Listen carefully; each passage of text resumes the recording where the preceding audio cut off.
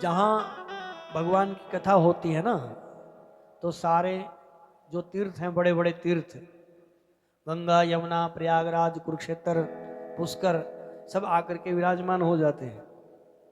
जब हम यहाँ पे भगवान की कथा सुन रहे हैं तो ऐसा मत मानना कि हम लोग भी बैठे हुए हैं यहाँ पे, मतलब हम लोग ही बैठे हुए हैं, ऐसा नहीं है।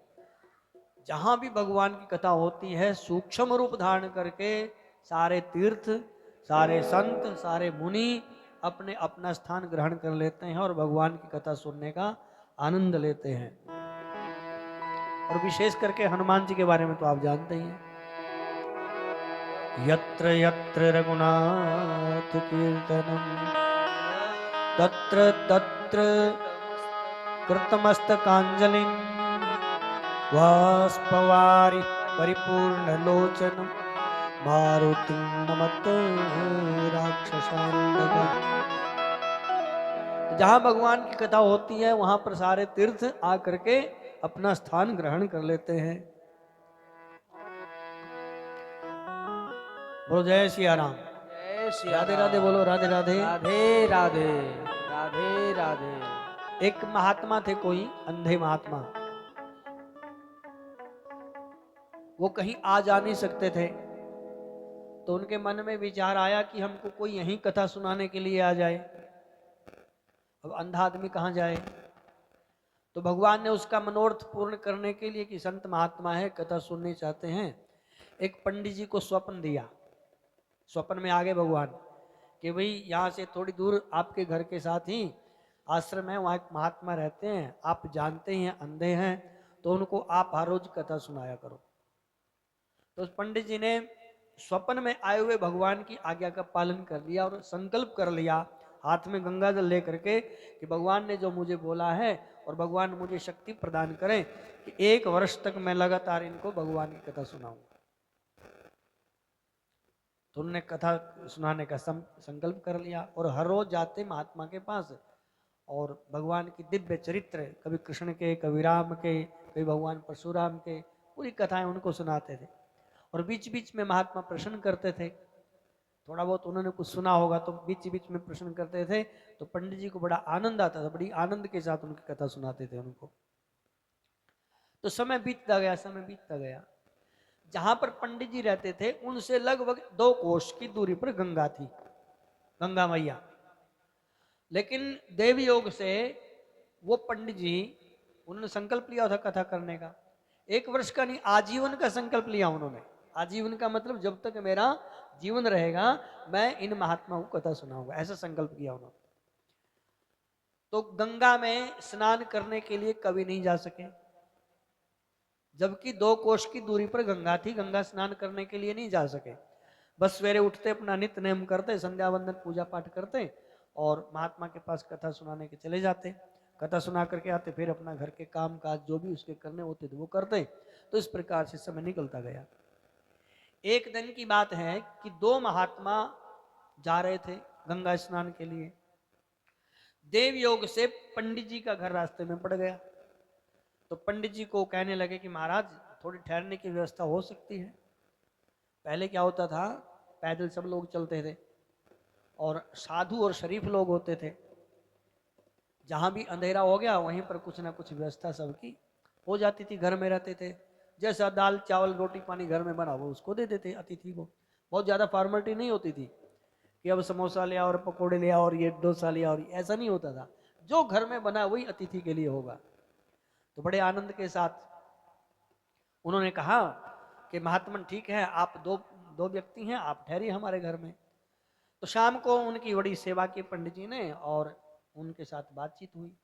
तो फिर वो जब विश्राम करने लगे रात को, तो पंडित जी ने पूछ लिया कि कहाँ तक की यात्रा? बोले गंगा स्नान के लिए जा रहे हैं। अच्छा महाराज, गंगा स्नान के लिए जा रहे हैं, जाओ। कितनी दूर है? तो पंडित जी ने कहा कि थोड़ी दूर है, 2 कोस की दूरी पर। तो मैं तो कभी गया नहीं स्नान करने के लिए। तो महात्माओं को बड़ा वो हुआ, दुख, भी 2 कोस की दूरी पर और तुम गंगा स्नान करने के लिए नहीं गए। तो बड़े कमाल की बात है, जाना तो चाहिए।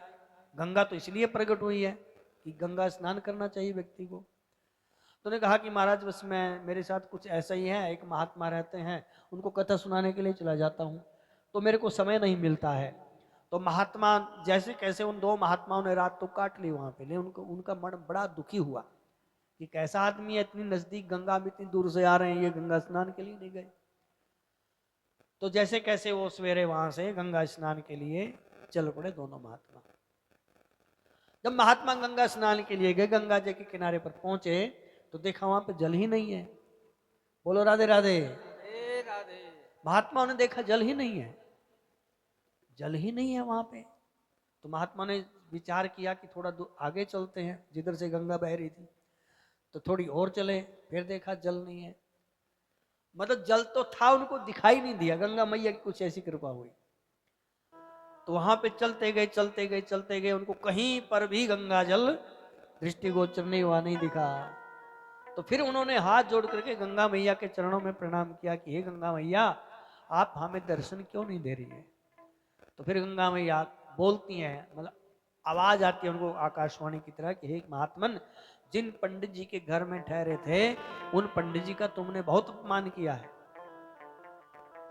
इसका मतलब ये नहीं है कि कोई गंगा स्नान ना करे कोई वो पुण्य आत्मा नहीं हो सकता। आपको पता है, उन्होंने अपनी कहानी सुनाई है कि एक महात्मा को कथा सुनाने के लिए जाते हैं। तो जहां पर कथा सुनाने के लिए जाते हैं वो, और हम तो वहां बैठ करके उनके मुखारविंद से कथा सुनते हैं। क्योंकि जहां पर भगवान की चर्चा होती है, भगवान की कथा होती है, सारे के सारे तीर्थ वहां पर निवास करने लगे जाते हैं। तत्रैव गंगा यमुना चवेणी, गंगा यमुना त्रिवेणी सब वहां पर होते हैं कि तत्रैव गंगा यमुना चवेणी गोदावरी सिंधु सरस्वती च सर्वाणि तीर्थानि वसन्ति तत्र यत्रोच्चतुदार कथा प्रसंग।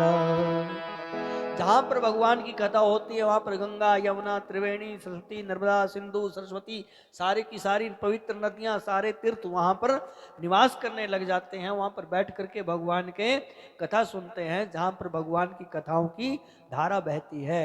इसलिए जहां पर कथा भगवान की होती है वहां पर सारे तीर्थ आ जाते हैं। तो कथा सुनने का अर्थ है कि आपने सारी की सारी तीर्थ यात्रा कर ली। बोलो राधे राधे। राधे राधे।